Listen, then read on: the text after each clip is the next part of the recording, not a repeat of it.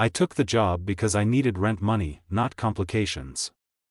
At 26, halfway through my graduate degree, I was juggling part-time shifts and tutoring gigs just to stay afloat.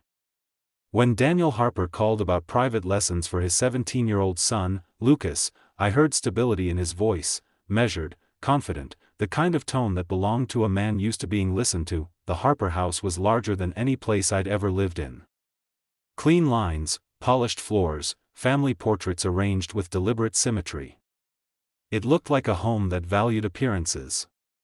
Daniel greeted me at the door the first evening, extending his hand with a firm grip that lingered a fraction too long. "You must be Ethan," he said, studying me in a way that felt more assessing than polite. Lucas appeared behind him, headphones around his neck, eyes tired and distant. He barely met my gaze before leading me upstairs to his room. From the first session, it was clear Lucas wasn't struggling because he lacked intelligence. He was distracted, restless in a way that suggested something heavier than homework. "Your dad says you've been having trouble focusing," I offered gently. Lucas shrugged.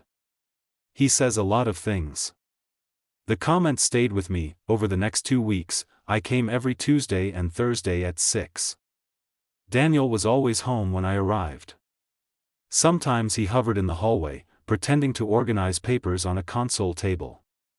Other times he brought us coffee we didn't ask for. His presence was subtle but constant, like background music you only notice when it stops. Margaret Harper, Daniel's wife, was mostly absent. I saw her only once, gliding through the kitchen in tailored silence, offering a polite smile that never reached her eyes. The air between her and Daniel felt strained, as if conversation in that house had been replaced by routine. One evening, as Lucas worked through calculus problems, Daniel knocked lightly and stepped into the room. "How's he doing?" Daniel asked, leaning against the doorframe. "He's capable," I replied. "He just needs consistency." Daniel's gaze shifted from his son to me. "Consistency," he repeated, as if testing the word. "That's rare these days." Lucas rolled his eyes. "Dad." I pretended not to notice the tension, but I felt it. Daniel wasn't just invested in Lucas's grades, he was watching me. Not openly inappropriate, but attentive in a way that tightened my shoulders. After sessions, Daniel began walking me to the door. At first, it felt courteous. Then it became ritual. "You're very patient with him," he said one night, standing closer than necessary. "Not everyone would be. It's my job." "Still," Daniel replied, lowering his voice slightly. "It says something about you." I told myself I was imagining the undercurrent in his tone. Men like Daniel, married, successful, confident, didn't blur lines. And even if they did, I wasn't interested in crossing them. I had learned early in life to recognize danger disguised as attention, but attention can be intoxicating when you've spent years feeling invisible. The shift happened on a Thursday when Lucas texted 10 minutes before our session, "Can we cancel?" Not feeling well that I was already halfway there. When I rang the bell, Daniel answered alone. "Lucas went to lie down," he explained. "You're welcome to come in anyway. I could use the company." I hesitated. Every instinct suggested I should leave. Instead, I stepped inside. Daniel led me to the kitchen and poured 2 cups of coffee. Without Lucas between us, the house felt quieter, more intimate. We sat across from each other at the island. "Do you enjoy teaching?" Daniel asked. "I do," I said. "It feels good to help someone move forward." Daniel's expression softened. "I don't think anyone's helped me move forward in a long time." The vulnerability in his voice caught me off guard. He spoke carefully, as if each word cost him something. "Margaret and I, we function," he continued. "We attend events. We raise our son. But we don't really talk anymore." I wasn't sure what response he expected. I wasn't his friend, I was his employee. "I'm sorry," I said finally. Daniel looked at me, not with pity or arrogance, but with something that resembled longing. "You listen," he said quietly. "That's rare." Silence settled between us, heavy but not uncomfortable. I became acutely aware of the space separating our knees beneath the counter. Close enough to close that I stood abruptly, forcing a polite smile. I should head out. Tell Lucas we'll reschedule. Daniel walked me to the door again, but this time he didn't open it immediately. Instead, he reached out and lightly touched my forearm. The contact was brief, deliberate. You're not like other people who come into this house, Ethan, he said. His fingers withdrew, but the warmth lingered long after I stepped into the cool evening air. Driving home, I told myself it was harmless. A lonely man venting. A moment misread, but deep down, I knew something had shifted. And I wasn't the only one being evaluated anymore. After that evening in the kitchen, the atmosphere inside the Harper house changed, though nothing visible had moved.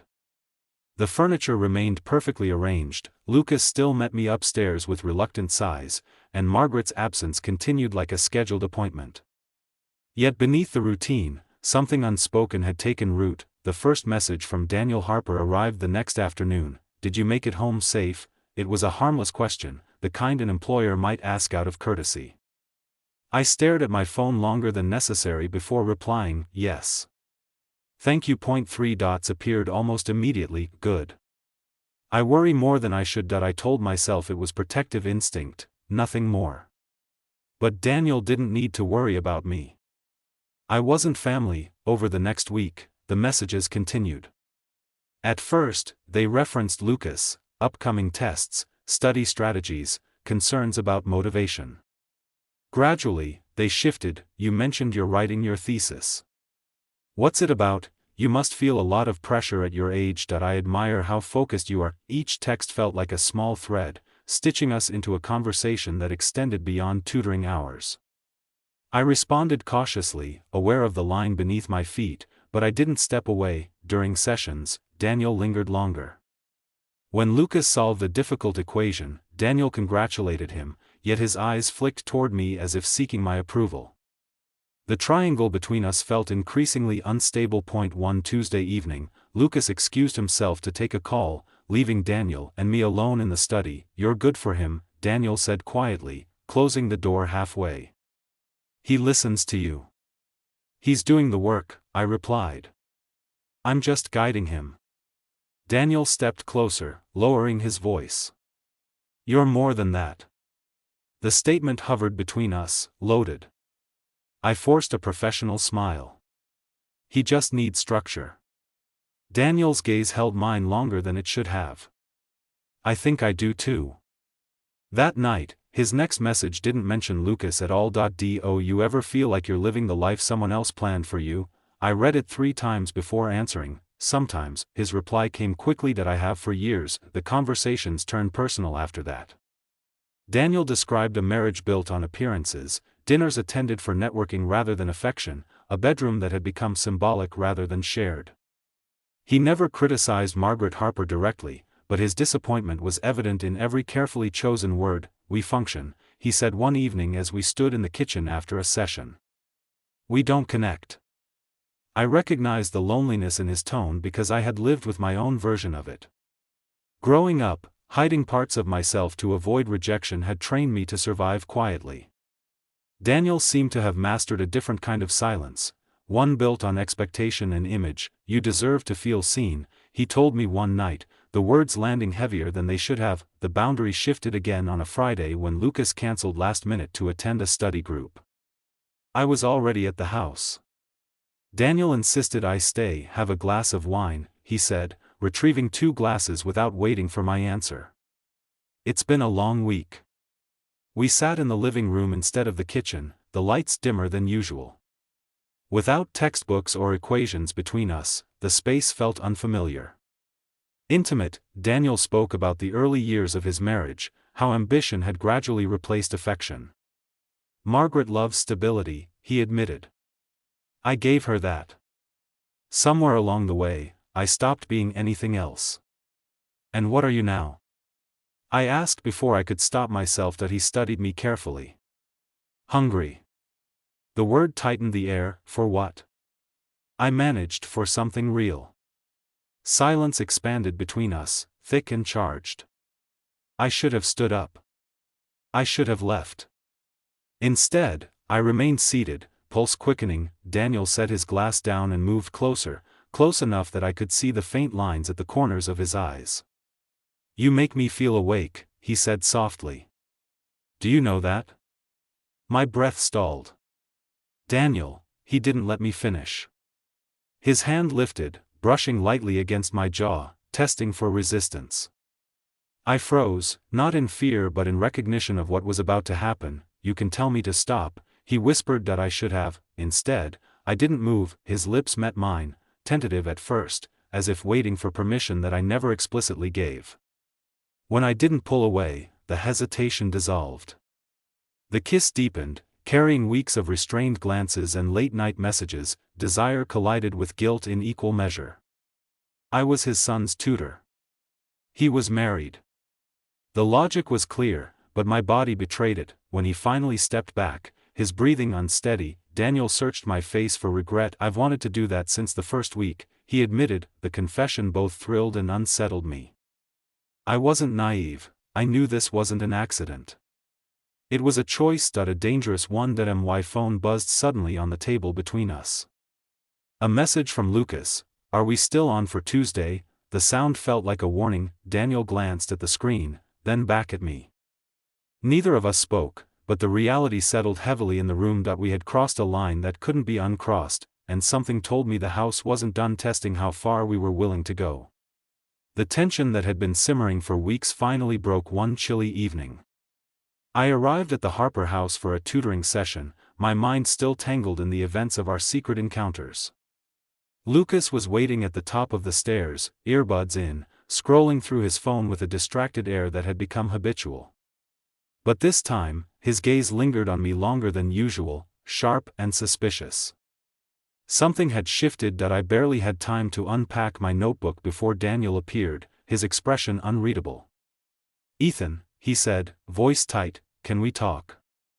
He led me into the kitchen, where the dim light highlighted the lines of tension across his face.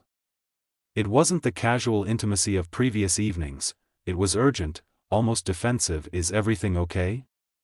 I asked, heart thudding. The warning bells in my head rang insistently, yet I followed him. He hesitated, then let out a long sigh. "Margaret, she found the messages." My stomach dropped. The casual secrecy of our affair had always felt fragile, but I hadn't imagined it unraveling this quickly. "Messages?" I echoed, though I already knew. Daniel nodded, rubbing the back of his neck. "Text messages. Pictures. She knows." His words were measured, but the tension in his jaw betrayed fear. "And Lucas, he saw some of it too." I swallowed, every rational thought colliding with the storm of guilt and panic inside me. My hands were clammy, I felt the room shrink around me. This was the line we had been tiptoeing toward, and now it had shattered beneath our feet. I never wanted him to see," I stammered. "I didn't, I know," Daniel interrupted softly. "But it doesn't matter. We're here now." His voice carried a weight I hadn't anticipated, remorse, fear, and something else, something faintly like regret. He stepped back, running a hand through his hair, and for the first time, I saw the man behind the facade of confidence. A man who had misjudged his own boundaries. The confrontation that followed was merciless. Margaret entered, her presence sharp, almost surgical in its precision. She didn't yell, she didn't scream. Her calm, icy voice was worse. "I trusted you, Daniel. And you betrayed every part of that trust. And you," she said, turning her piercing gaze toward me, "you chose to be part of it." Lucas was behind her, eyes wide, his disbelief tangible. I had been invisible in his life for weeks, but now he looked at me as though I had rewritten the rules of loyalty and family in a single moment. The quiet accusation in his stare was heavier than any words. Daniel's attempts to explain fell flat. "It just happened," he admitted, voice low, almost apologetic. "I didn't mean for it to." Margaret's sharp laugh cut him off. "Didn't mean for it to?